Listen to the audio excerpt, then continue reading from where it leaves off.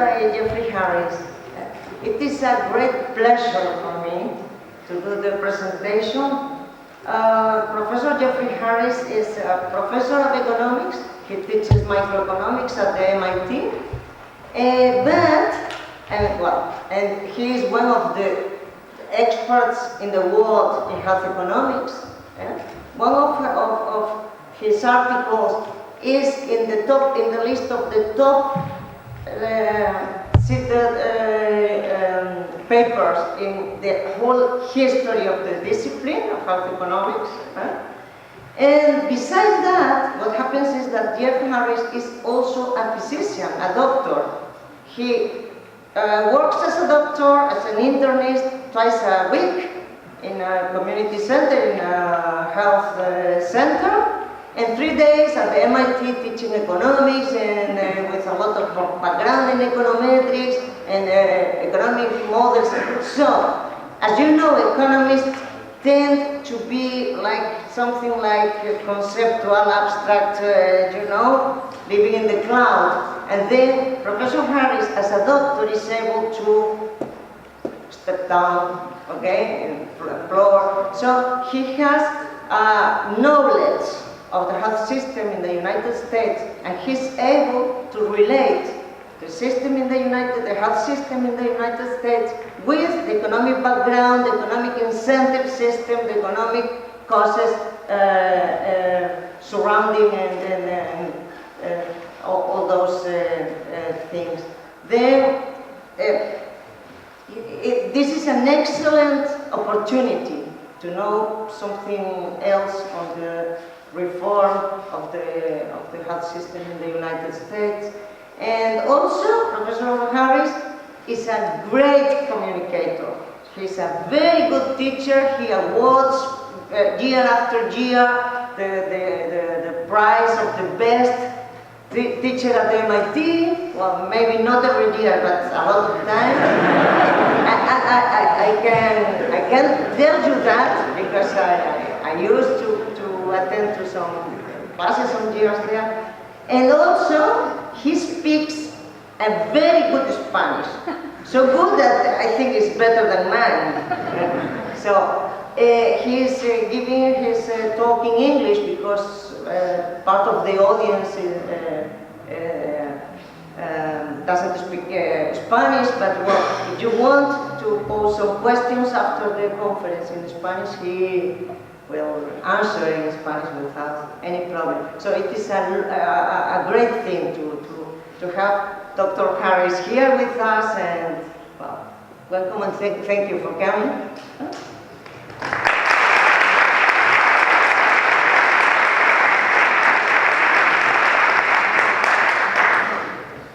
Thank you for inviting me. Can you hear me? Yeah. All right. I have to stay here within the scope of the camera. This will make me very uncomfortable because in class we all move back and forth. I have to stay here. My topic is Obamacare, or health reform in the United States from the eye of the storm. This is a summary of the topics. I'll start talking about what I describe as a paradox, which is that the reform in the United States so far has enrolled perhaps 8, maybe 10 or 12 million people in health insurance in the United States for the first time, yet the vast majority of the population of the United States disapproves of health reform. And the question is, why the paradox? I'll then move on to some comparisons between the United States and mostly countries in the OECD environment. I'm not sure that everybody here is aware of some of these comparisons, and to help understand the differences between the US health system and other systems, we'll do some comparisons. Afterwards, we'll then, on the third topic, talk about the long-term trajectory of health expenditures in the United States, because of a recent deceleration in expenditures in the United States, and a claim by the President Obama and his administration that health reform is now not only insuring so many millions of people, but is also containing healthcare costs. Then I'll describe the institutions of health insurance in the United States, which are quite different from many other countries in the OECD and the rest of the world. Then I'll describe the health reform, not in complete detail, but the critical elements. And then finally, I'll pose my hypothesis of the day, which is that Obamacare really is a massive form of distribution of income and wealth, and it will have substantial consequences. And it is, in fact, the resolution of the paradox as to why so many people disapprove of the healthcare reform, yet at the same time the reform is accomplishing so much. All right, we'll start with the paradox. Here is a headline from May the 1st. This is President Obama. This is the ex-Secretary of Health, or Minister of Health. This is actually a file photo from April 15th. She was fired or forcibly resigned right after this photo was taken, primarily because the website or the system for buying health insurance in the United States, which was initiated in October of 2013, was initially a complete failure, and she took responsibility for that. I'll come back to that later, but here everyone is happy, and the headline that 8 million have signed up in the latest count. That's an accomplishment. Here is another headline: Obamacare enrollment could approach 18 million. But here we already have a hint as to what is going on in the paradox. As it turns out, the evidence supports the conclusion that the vast majority of the newly insured individuals are poor and never had insurance before. And here is a photo of Mr. Chang, who is newly insured. He received his plan, and he has perhaps his first checkup in years at a community health center in Florida. In fact, where I work in a community health center in Rhode Island, we're seeing exactly the same thing from the eye of the storm. The community health center is bombarded, inundated with new patients under the program called Medicaid, which is nearly exclusively for poor people. I'll come back to that theme. Here's the paradox. This is a chart of basically opinions of individuals. This happens to be a longitudinal study. So the same individuals are queried or interviewed multiple times, and this covers the period from October 2013 to April 2014. Actually, this bar, which says open enrollment period, should actually extend throughout the time period. Open enrollment means it was the time period during which individuals could go to a website and sign up for insurance. During that time, I think there's noise in the data. There's some increase in the percent favorable, but more than half of the U.S. population does not regard health reform favorably. This is not an artifact of this specific survey. Here's another one from the famous Gallup poll, which started in October of 2012. The health reform law was signed by the president in 2010, but many of its provisions did not go into effect until years later, and in particular, this period in which individuals could enroll in a new health insurance plan began in October. And here we have the percent disapproval dominating approval. This downward movement is not an artifact, is not noise. This is the failure of the website to work. On the first day, October 1st, millions of people went to the website to try to get insurance, and they received the message, come back later. Is it because the vast majority of individuals feel injured or hurt by the new program. Here is a slide from the same survey. It asks individuals, were you and your family hurt by the new plan? Did it have a positive or a negative effect? And the answer is basically the vast majority, more than 60%, say that it had no effect on them. And yet the vast majority of Americans say, no, I don't like this plan. And that is the paradox. Here, I do not know, here is at the bottom here, the proportion who say that the new reform helped them. Perhaps this change is significant, but I don't have the margin of error of this survey. And I think this may just be noise. The view from the United States is the reason that the public disapproves of health reform is because while Obama is trying to build and improve the health system, the Republicans are more successful in tearing it down. From the economic standpoint, what in fact is happening is the Republicans are just taking shots, just firing away at marginal or peripheral aspects of the reform.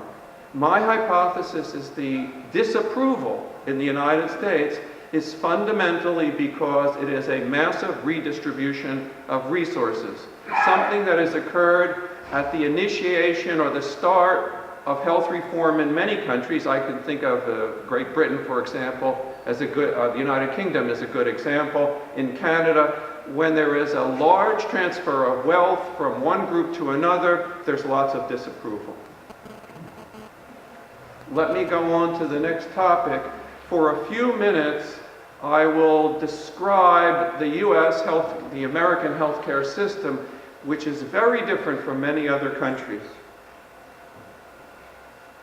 Here is a graph in which the horizontal axis is the size of the public health sector.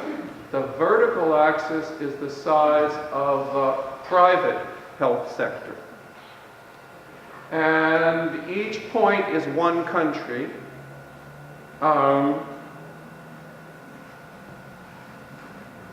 I welcome everybody from Chile, Uruguay, España, Czechoslovakia, Belgium.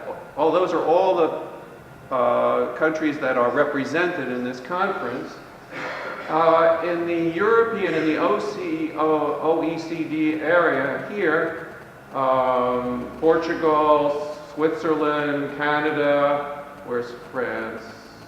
Right there, Denmark, New Zealand, Norway. You can see a cluster in which the public sector, and this measures spending on healthcare as a percent of GDP.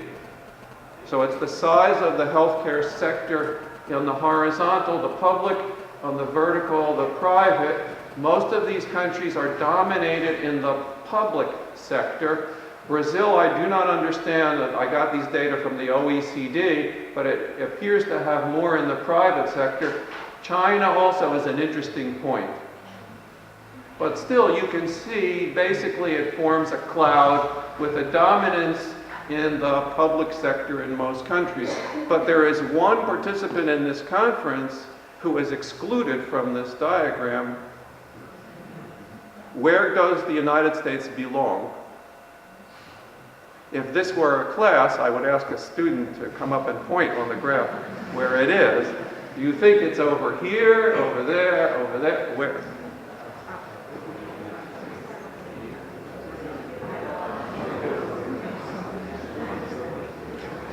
If you're in the health economics business, this is no surprise. But if you're in other fields of economics, this is a shock. Because the size of the public sector, or the private, equals the size of the entire health sector of many countries. Now, having taught out health economics, I'm not sure why this is the case. Obviously, since this is spending as a proportion of GDP, expenditures equals quantity times price. So it's either price, quantity, or both. It probably is both, but I have not seen an explanation for this difference. On the price side, when it comes to, let's say, the pharmaceuticals, the companies in the United States make most of their profits. Even if they have patents or sell medications throughout the world, they make most of their profits in the United States with high prices. But in terms of quantity, the United States has the highest rate of cardiac catheterization, the highest rates of certain chemotherapy for cancer, nearly the highest density of magnetic resonance machines. I think Japan is tied for first. So, but it's out there, and it's different. Let's look at the trend in expenditures of the United States. Back in 1960, this is now a graph of expenditures as percent of GDP. So back in 1960, it was the size of the health sector was only 5% of the economy. But the growth has just been, well, it has not been continuous. There is a period during the 1990s when there is a stagnation. There is a standard explanation for this, but we'll skip that because I don't think there's evidence for it. Here, there appears to be, for the first time ever, a deceleration, just a little bit of a downward movement. This is where President Obama says, well, the law went into effect in 2010, and now the law is reducing the size of the healthcare sector. An accomplishment. One hypothesis is that the downward trend in health expenditures as a proportion of the economy is due to the economic crisis. Well, here are real health expenditures and real GDP. I can't find any evidence in this graph that health expenditures are cyclical or counter-cyclical. This graph is the rate of change. So here's a recession in 1970. Here's two recessions in a row in 1980. But the second recession, the rate of change of healthcare expenditures is near the top. Then here, we're not in a recession during the 1990s, and the rate of change falls. Then here, we have a recession in the second Bush administration, George W. Bush, early in 2000, health expenditures are rising. Since then, they have been decelerating. This is not the absolute, but the rate of change. Perhaps there is a drop here coincident with the crisis in 2009 and 2010, but the evidence that this is simply the effect of the recession or the financial crisis is weak. No one has that I know has an adequate explanation for this pattern. To make things easier to see, here's the real expenditures per person. So it's normalized both for inflation and for population growth. And these are the annual percentage changes. And the yellow intervals mark the official recessions in the United States, as defined by the National Bureau of Economic Research. One could dispute whether the recession in the United States really ended before the end of 2010. But I don't think that there's any particular relationship between economic recessions or downturns and the acceleration or deceleration of healthcare costs. It remains a mystery. Although these are percentage changes, to fix the magnitude, total national expenditures per capita in the United States per person on health care approach $9,000. So that would be, well, I don't know, 12,000 euros, which is substantially more than any other country. Here is the recent path of the size of the public sector versus the private sector in the United States. So the axes are the same as in the cloud. that I showed before, but this is dynamic.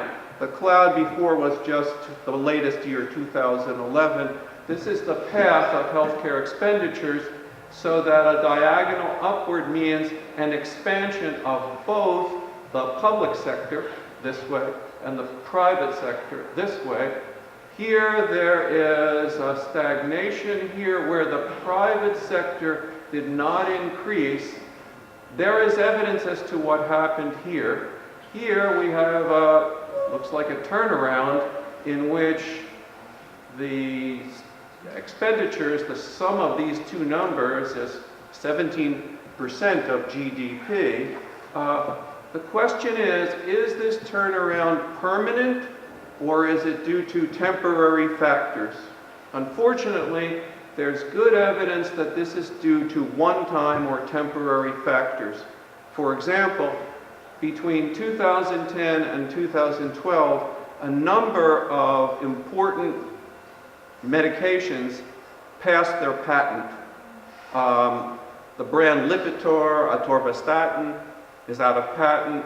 The brand Plavix, to anticoagulant, is out of patent. A drug called Singular, and the loss of patent protection meant the entry of generic drugs, which reduced healthcare costs. There was also a one-time change in the way that Medicare, the program for the elderly, paid nursing homes.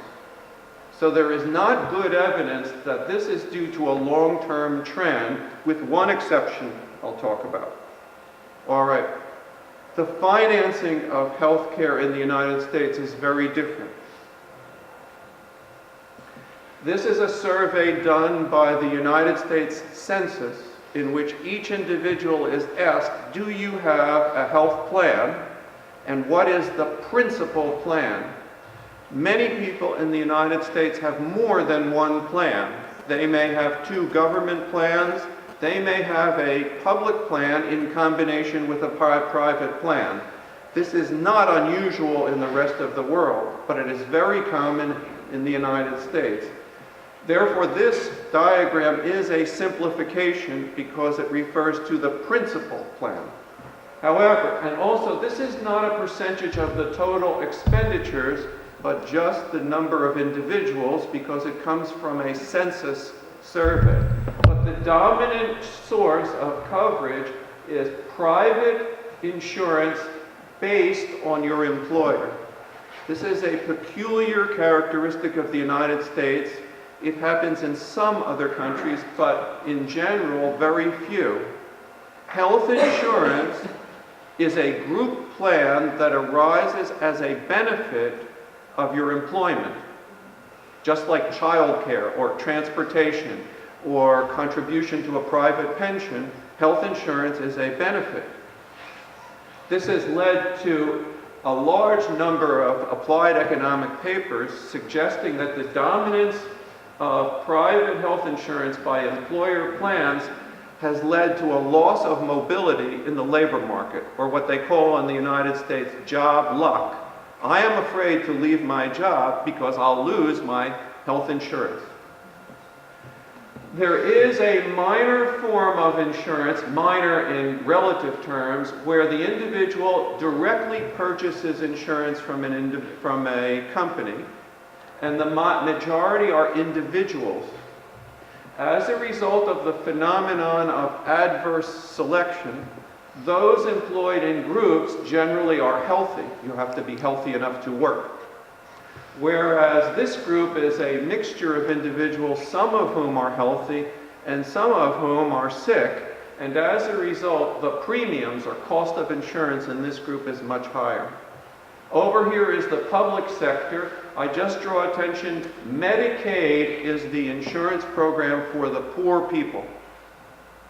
And we'll get into that a little bit later. Military health care is not going to be important for us today. Over here is the uninsured. Now this is a graph based on the most recent published data from 2012. It is after Obamacare went into effect, but before this special period from 2013 to 2014, when everybody, or at least 8 million people, enrolled in health insurance, possibly for the first time. 15.4% of the US population has no insurance. This is the great, not the paradox, this is the embarrassment, this is the tragedy. Where I work in a clinic, instead of 15.4%, I would say it's closer to 40% of the people who walk in the door do not have insurance, or did not have insurance. And it's very difficult to practice medicine. My medical knowledge includes the prices of every medication for anyone that does not have insurance coverage. This is the percentage. The absolute number is 50 million people, or 49 and a little bit more. That's a lot.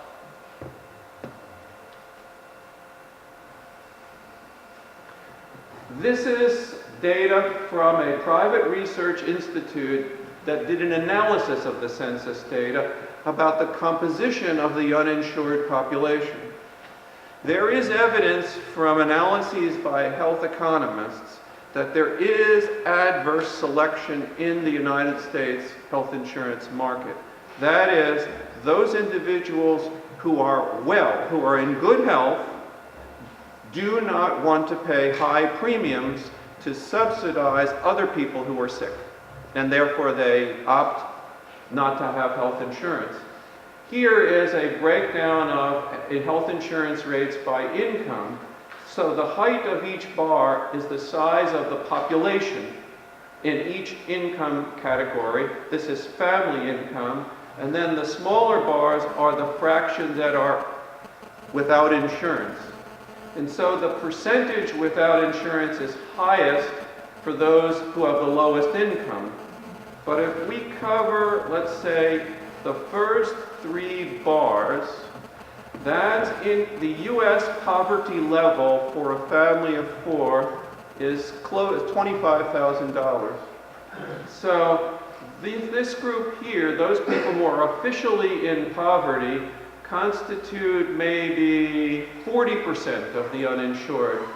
This group is another group which is near the poverty level. I'll come back and talk about that some more. But taken together, these groups say that the large majority of individuals without insurance are poor. And that's a critical point when we talk about redistribution. Here is the distribution of uninsured by self-reported health status. The majority of Americans report they're in excellent health. By the way, I do not think that this is a uniform finding in all countries. I think this is cultural. But more Americans say they're in excellent or very good health, and few Americans say they're in poor health.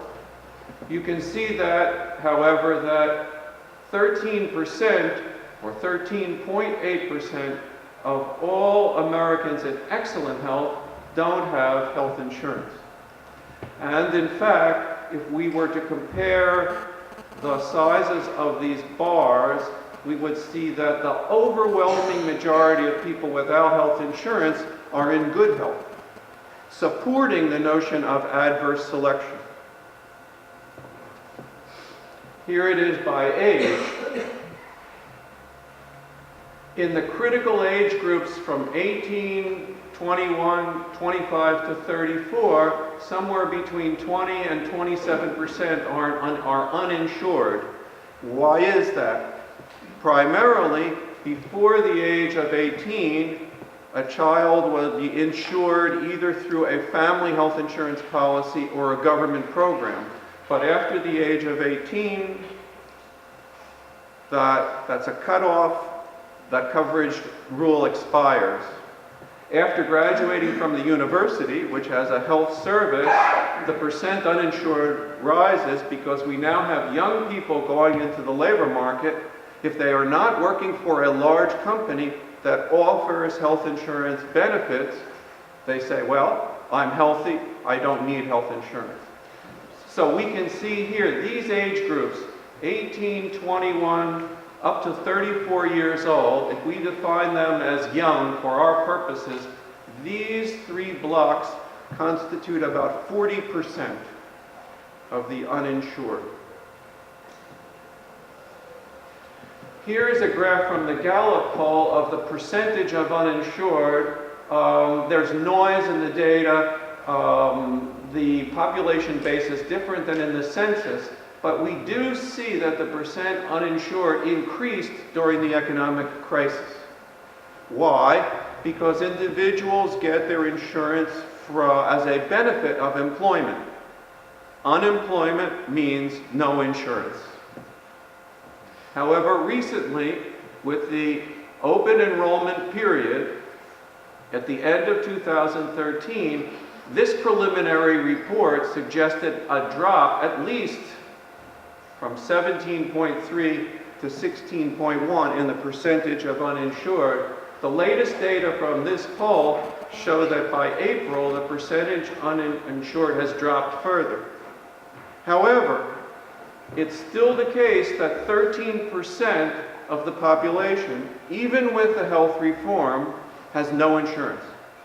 And the level of insurance is now perhaps lower than it was before the start of the economic crisis.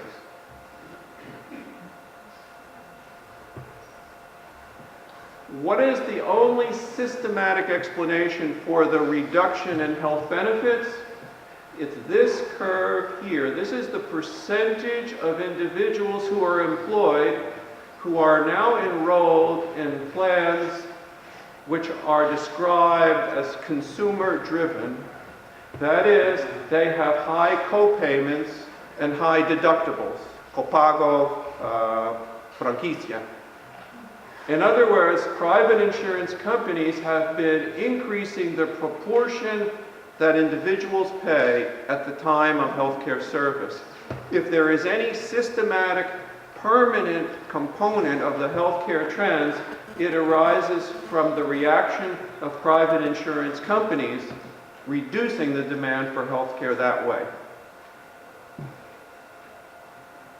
All right, here is a poll by the Employment Benefit Research Institute in which employed individuals were asked whether they were satisfied with their health plan. And here, very satisfied or extremely satisfied, it's 50%, somewhat satisfied, somewhere around almost 40% here. Not satisfied is down to 10%. A summary of this is that 90% of workers are either somewhat satisfied, very satisfied, or extremely satisfied with their health care plan. In the same poll, however, workers are asked, what is your opinion of the healthcare system? And the answer is only 15% say it's very good or excellent. Some say good, but more than half say fair or poor. This is not a paradox, but a myth. The politicians in the United States describe the U.S. healthcare system as the best in the world. And you would think that American citizens would agree. But in fact, the consistent data is American workers like their doctor, they like their insurance plan, but they have a very low opinion of the health system. They seem to somehow know the truth. They see through the announcements that we have the best health care.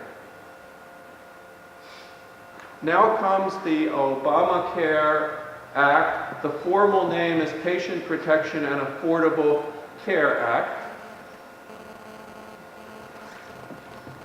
The legislation, as usual, is 2,600 pages. It includes a wide range of provisions, including taxes on companies that provide sun tanning, as an example. I want to focus solely on the key provisions of coverage of insurance. On the left is a reform of the private health insurance market And on the right is an expansion of Medicaid, which is part of the public insurance. And the reason for this three-legged stool and the map I'll clear in a minute. I don't intend to read this, but here is the idea. This idea is basically best summarized by an economist, Paul Krugman, who writes for the New York Times. I think he's translated in El País. So this is an article he wrote from September 2012 during the election for the re-election or the election campaign of Romney versus Obama. And he makes clear that basically this is an articulation of the idea that the three components are: first, community rating. Everyone will have the same insurance premium and no one can be rejected by an insurance company.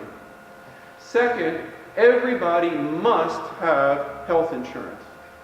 And third, for those people who are poor or have low income, there will be subsidies. And that is the three-legged stool upon which the healthcare reform is based. On the other hand, the public reform focuses primarily in the expansion of Medicaid, which is the public program for the poor. In the original legislation, the government compelled or forced all of the individual states to expand Medicaid. In a suit, a demand in front of the Supreme Court, the United States Supreme Court ruled that Obamacare was constitutional, but the requirement that forced every state to expand Medicaid was not constitutional and made it optional. This decision had an enormous impact on the effect of the health reform. And in fact, I don't have Alaska and Hawaii here, but the blue states are the ones that expanded Medicaid, whereas the remaining ones did not. And by area, and probably by population, well, by population maybe not, but by area, that's more than half of the country. Since California is here and New York is here, perhaps by population it is more than half of the country. But this is critical.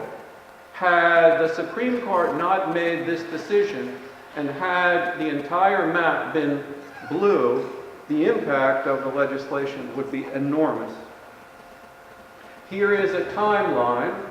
The legislation entered into effect in 2010. The first coverage provision extended insurance to the dependents, anybody living with a family up to age 26. Here is where the main provisions that I find important today took effect. Here is the open enrollment period that started in October of 2013 and went to April or March 31st of 2014. This is the time period when individuals could go to the website and get insurance. Almost simultaneously, those states that chose to expand Medicaid began to do so. As of April 1st, everyone must have insurance. If you do not have health insurance, you pay a fine, una multa. Okay. How much? Well, this year it's either $95 or 1% of income is the fine, but the following year it will be either $250, something like that, or up to 2% of your income if you do not have health insurance. That could be a large number, 2%. And the fine increases over time. Originally, enterprises or companies with more than, I think it's 50 employees, were required to provide health insurance for their workers, but this deadline was delayed for political reasons until 2015. One important aspect of health reform was called the no wrong door policy. I don't know if I got the translation right. No hay puerta equivocada, puerta falsa. The idea is that an individual who needed Medicaid, which is the insurance for low income, could either go to the website or could go directly to Medicaid and make an application. The right-hand door was the traditional way. The left-hand door is the new way. The idea was a poor person could not make a mistake. Whichever door they went through, they could get Medicaid. That's critical, but it also complicates the interpretation of the data. So here I am at the last part. The question is, what is the effect of the new health law? Here are data that were produced by the administration, by the government, which shows the number of individuals who signed up for the website in the last trimester of 2013, the first 2 months of 2014, and then the last month of the open period in 2014. The message from the bars, this here is the total, so the message from these 3 bars is that a large proportion of individuals waited until the last month before the deadline.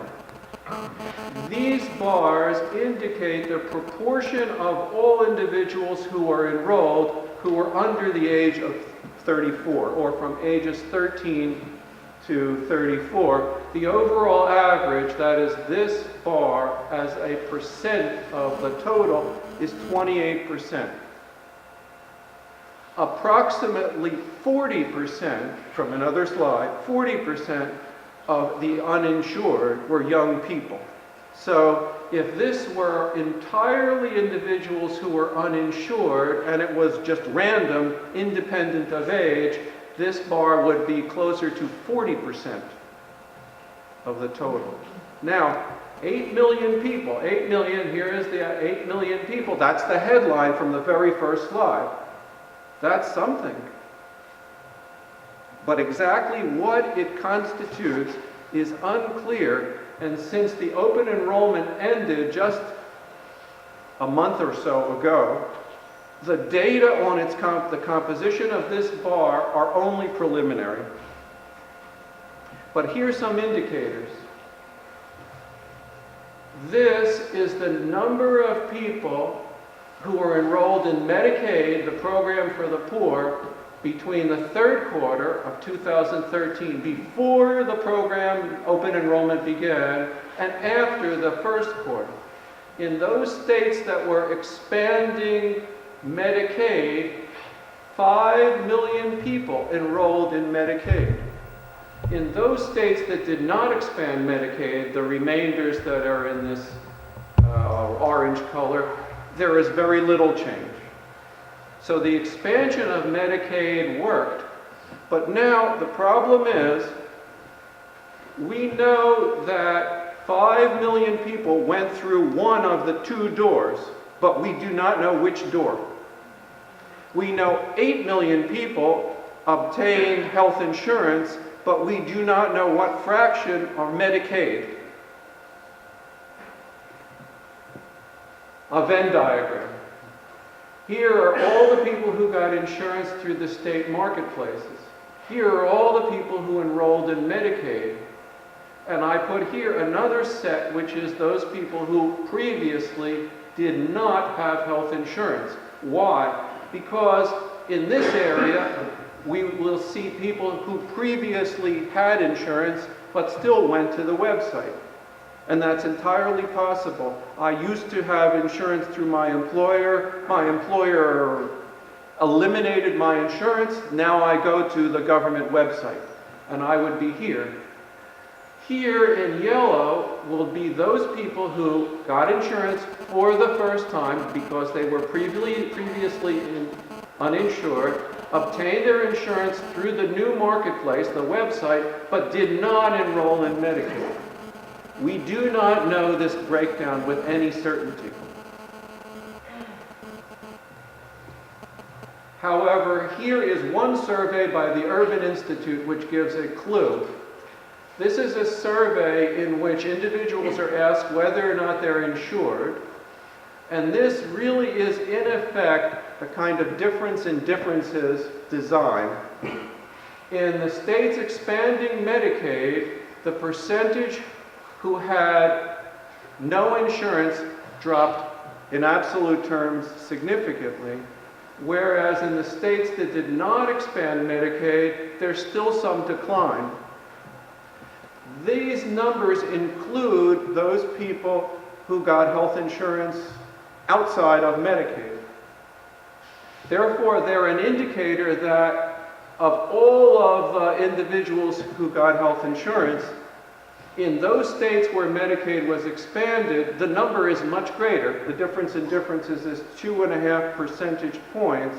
It means the majority of individuals, the vast majority of individuals who got new health insurance were Medicaid. That means they were poor.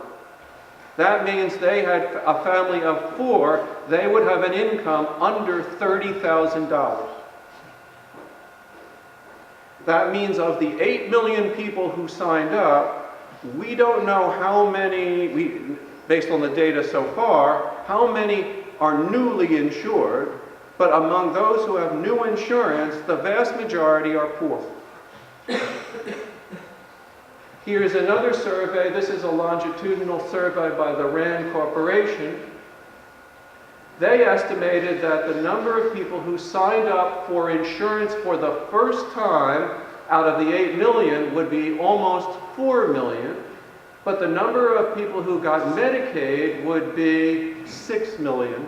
These two numbers do not add up to 8 million for calculation, for reasons of computation inconsistencies, but also there are people who got Medicaid through the other door that are not counted in the headlines.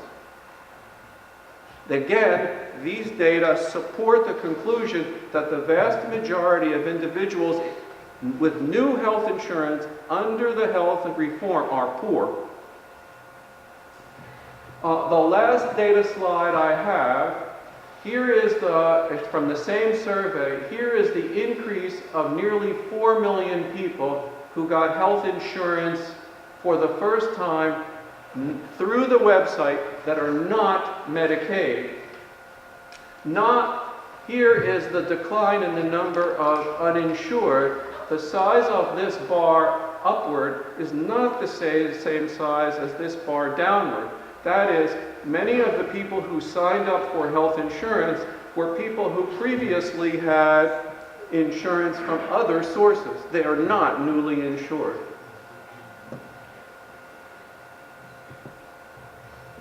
This is an example of the crudest possible calculation, but it is to give you an idea of the order of magnitude of the redistribution. We had from an earlier slide that the annual healthcare expenditure per capita is on the order of $9,000 in current dollars. And that the total number, from another slide, the total number uninsured is about 50 million. As an almost upper bound, if this number were applicable to the uninsured, which is an assumption, then that would mean that if we insured everyone, it would be $450,000 million, or in English, $450 billion, which is a sizable transfer. Now, you could argue maybe those people who get insurance, they will pay some of the cost. That is, they will have insurance, but they will have co-payments. So maybe it's not 9,000, maybe they pay 3,000, but that's still $150 billion. And perhaps not all of the insured population will be insured, but it's still numbers in the order of a redistribution of wealth in the order of at least tens of billions, if not hundreds of billions of dollars. My hypothesis is that is the explanation for the paradox. Americans do not perceive themselves, in general, as benefiting from this redistribution. Someone else is benefiting, not me. All right. I have 2 slides. I can stop now. I don't know whether... No, it's okay? All right. One question is, here's this point, this satellite way out, right? You had the cloud, right? Before, and then the satellite way in the distance, right? The other planet. Which way is it going to go? This is pure speculation at this point. It could go this way with an increase in the public sector, but not the private sector, if the private sector continues to increase co-payments on insurance. But the public sector continues to expand Medicaid. On the other hand, there is some reason to believe that the expansion of either the public or the private sector will end up with an expansion of both. Here I am back at Economics 1, which I taught last semester. Here's the initial demand curve for healthcare. This is not the demand for physician services, this is an aggregate demand curve. The effect of expansion of insurance coverage must imply a displacement of the demand curve outward. The question is, in the aggregate, where do we plot the supply curve? It would be the topic of another talk to explain my motive for drawing the supply curve as inelastic. There are restrictions on the number of medical school places. We're talking about barriers to entry. A physician trained in cardiovascular surgery in Spain cannot practice cardiovascular surgery in the United States. He has to start from the beginning. You cannot build a new hospital without a special certificate. In other words, there are many barriers to entry that would prevent a standard expansion of the size of the market, and as you would see in a competitive market. That would mean, if this conceptualization is correct, then the expansion in insurance coverage in either the public or the private sector would lead not only to an increase in quantity, but also an increase in the equilibrium price. That equilibrium price increase would apply to the entire healthcare sector, not just the public or not just the private. Accordingly, unless, I'll go back here, unless private insurance companies can continue to increase co-payments, deductibles, the evidence so far is that this arrow is likely to go that way. Let me stop it.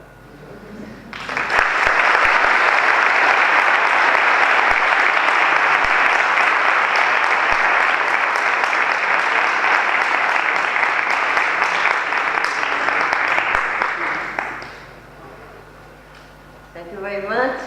So you can pose your questions if you want, in Spanish or in English.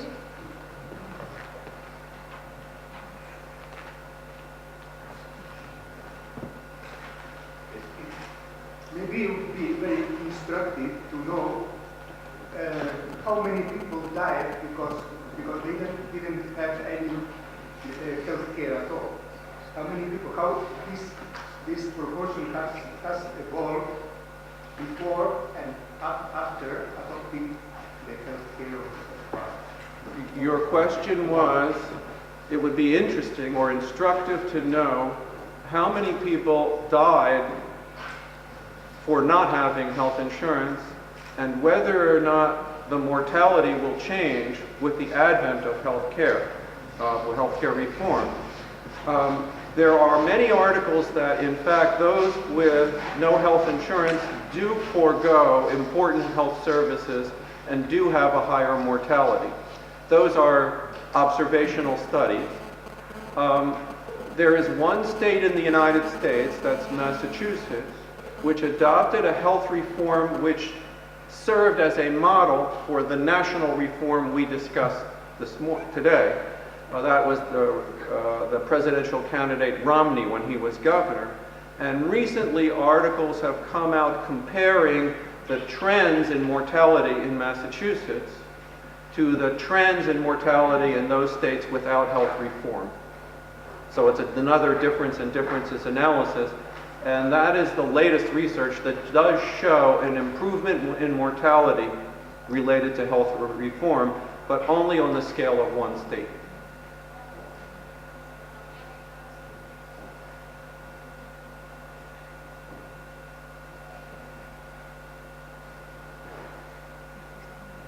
Question?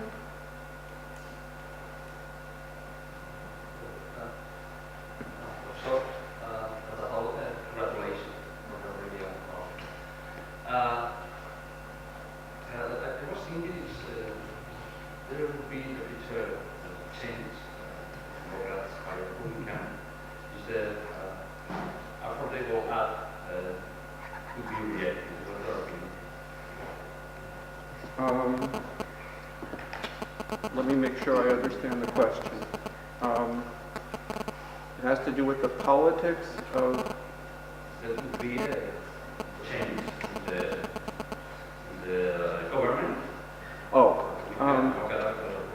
well, we have a congressional election coming up in November of 2014, and then a presidential election in 2016. If the Republicans assume control of both of the houses of Congress, they have control of one, they will pass a law retiring the entire health reform, I'm sure. The House of Representatives has attempted to eliminate the law, I think, 40 times already. But President Obama will veto the legislation. What will happen in 2017 if there is a Republican president? I don't know. The history of health reform in the United Kingdom and other countries is that despite the rejection initially, that people become accustomed to the new health system. And that may occur in the United States. How long it will take, I don't know. The insurance Medicare for the elderly was the subject of a great controversy and a battle in the 1960s, but now people over 65 in the United States regard this government program as their personal right and privilege, which could just not be removed.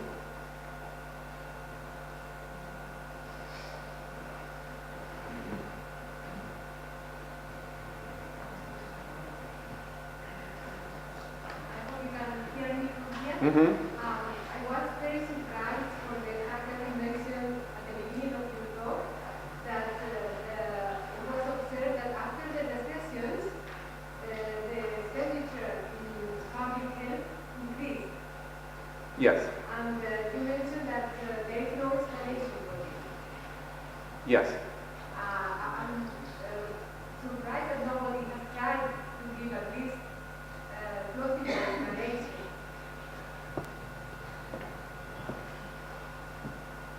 Your question is, it does not appear that patterns of expenditure on health are pro-cyclical, they go with economic upturn, or that the decrease is always in parallel with an economic crisis. And I commented that I have no explanation for this. I think that in the area of health, the economists have become too accustomed to ad hoc explanations. So every time something goes up or down, they come up with another, better post hoc excuse that seems to have no generalizability. So the statement, oh, healthcare expenditures as a percent of the economy are now declining. Oh, it's the after effects of the recession. This is just health policy experts. That's all I can say. The evidence in favor of that, I don't know what it is.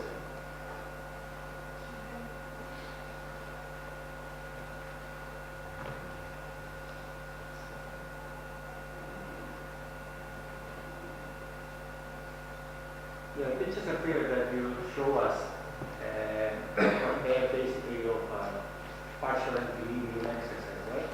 Because they are not taking into account the likely effect of increase in the size of the system on US GDP. So is there any measure of this likely impact on GDP, and then this can also affect the position of the coin in your graph? You are correct that this is all short-run analysis and partial equilibrium analysis. So an analysis that looks at healthcare expenditures as a fraction of GDP should not take the GDP as exogenous. It should take it as endogenous, at least in the long run. I haven't seen any formal empirical work to address that, but it must be the case because improved health has a clear effect on labor market outcomes and on worker productivity. But a formal analysis in which there is a feedback between improved health and improved GDP, or at least improved worker productivity on a macro scale, I've not seen it. And is there any plan to try to remove some of the barriers that you mentioned? There is no plan to remove any of the barriers that I mentioned because they are, well, I will withdraw that. There is a coming shortage or deficit of family doctors or primary care doctors. There are several articles that have attempted to project. This is an area where my colleague knows everything about it in Spain. There are several articles that have attempted to project the demand for primary care doctors, and they all conclude that we don't have enough. That would mean that if we don't have enough, that is the supply curve of medical care that has low marginal cost. If the patient cannot go to the primary care doctor, they go to the specialist or la urgencia, right? Where the marginal cost is much higher, probably for the same service. That's an example of, in just economics 1, of how the aggregate supply curve in an industry will be upward sloping. The law, Obamacare, it's 2,000 plus pages, has provisions for expanding the number of primary care doctors, which I personally consider to be weak, it's in the legislation to say so, but I don't think they'll have a large effect. The situation in the United States is very similar to in Spain. In MIR this year, there were places, primary care, right, that went unfilled. In the United States, the percentage of medical school graduates who elect primary care is very small. And what is the reason? The reason is their payment system compensates specialists much greater. This is a distortion in relative prices, but the distortion is the result of institutions that I do not see changing in the short run.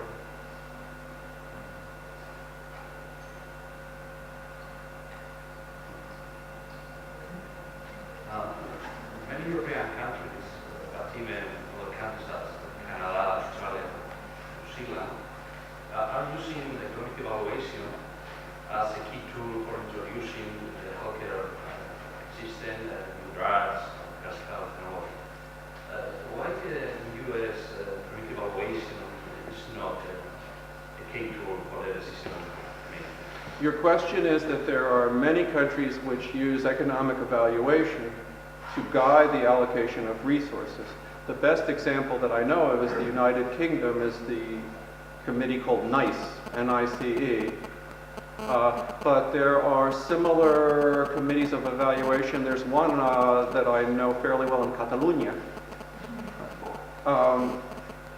They not only make recommendations or evaluations, but they actually, their positions have force.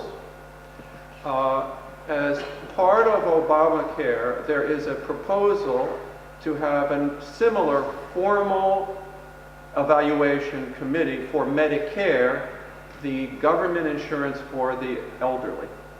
But that is the subject of great political controversy. who are you to tell me whether or not to disconnect the respirator on my grandmother? This is the nature of the debate in the United States. As if economic evaluation was concentrated or encapsulated by just that question and nothing else.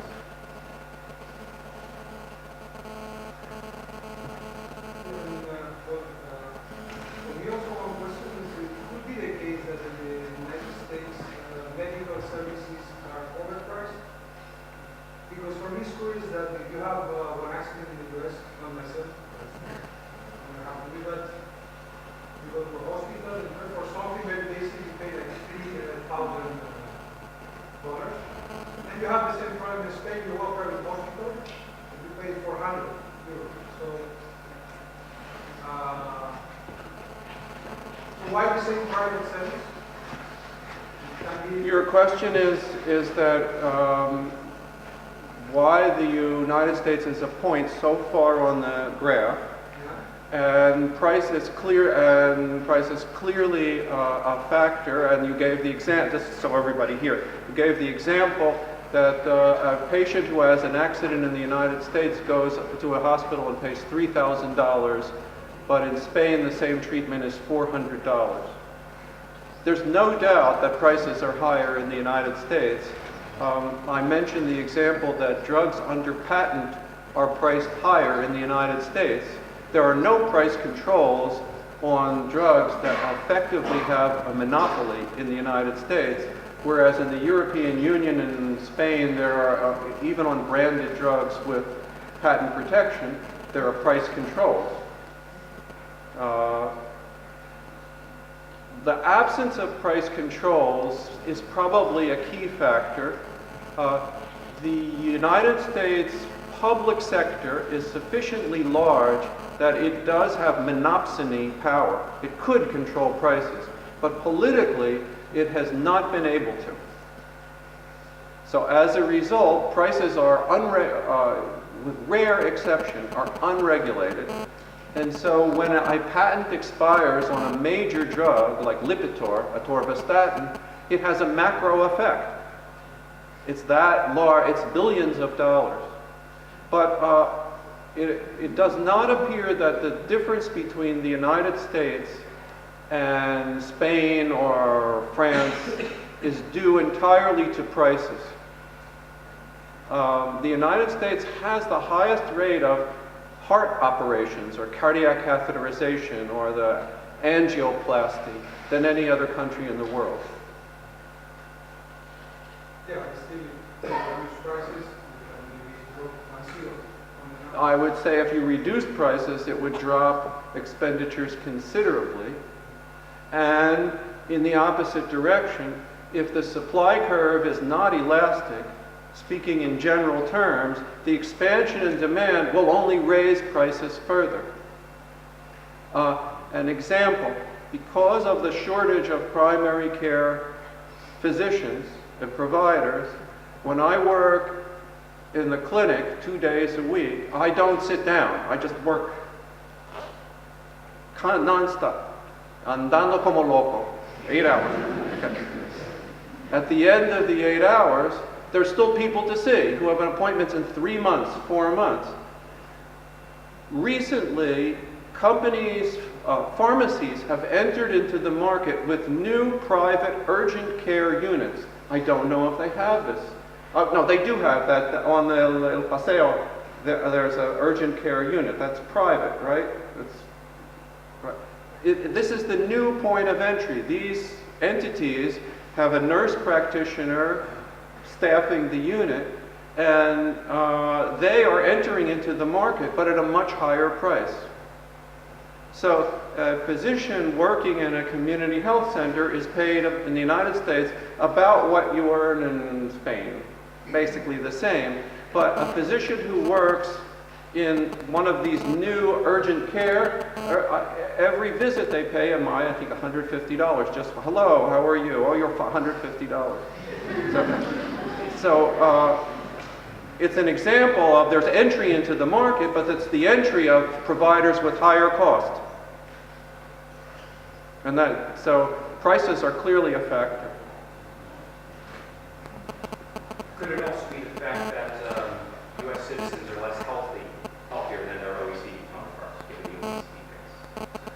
The question was, aren't U.S. citizens less healthy, and therefore they have a higher demand? I think the evidence is that they are less healthy. The evidence is in terms of standard statistics, infant mortality rate, expectation of life, they're less healthy. But to what extent that has increased demand, I haven't seen anything quantitative.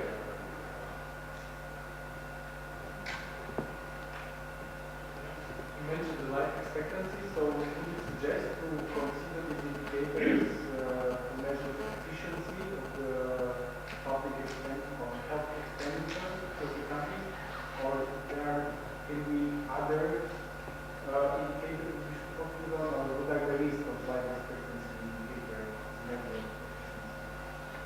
Life expectancy would be a long-term indicator because we have to wait for people to die.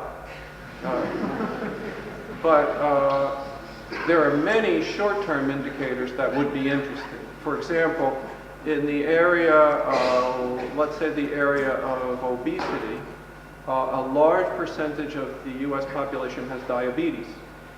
Many of whom don't know that.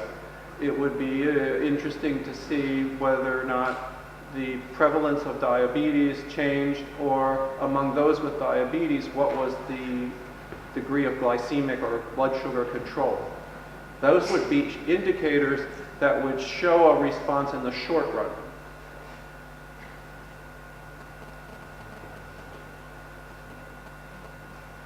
Yeah, I have a question. I don't know if you had the chance to listen about the last reforms of the government that restrict social security to some collective, for example, to immigrants if they enter into force of the pharmaceutical co-payment, and also the abortion law and these sort of things that with the economic crisis they came. And what is the trend that your intuition says that is going to spread? This is the decrease the state spending? Your question is the government has, I think I understand, your government has taken many actions. Yeah. What is the likely trend? Right now, I think that government health policy is like un incendio con un bombero. It's just putting out one fire after another. And so it's almost unpredictable, which is not good policy. An example, this system gives companies an incentive to cancel their private benefits and tell their workers, go through the door, go to the marketplace. Then we don't have to pay workers' benefits, our total compensation decreases, we make money, and the government pays. And the fact that many of the people who were in the health exchange appeared to be workers who already had health insurance suggests that this is happening. So last week the government has a new order, a new regulation. The regulation says, no, can't do that. How to enforce that, I don't know. But the rule is, no, you cannot discontinue health insurance until your workers go to the website. So in terms of what is the trend, I think that's unpredictable. And what do you think on the Spanish reforms? The recent co-payment and so, you know? So far as I can tell, co-payment reduces the demand for medical care. I don't think there's any doubt. I don't know yet if their formal study, Jamapuch in UPF, was working on that. I don't know whether he had a manuscript on it, but I think that it's universal that increasing co-payment will decrease attendance in the hospital, in the outpatient clinic, everywhere, and that will reduce expenditures. But, and the evidence in the United States is when the companies, insurance companies are now changing to plans with high co-payment, that is partly responsible for the the deceleration in expenditures. Will that help the crisis? It will reduce spending. I think it would be interesting to see whether or not what happened to health indicators.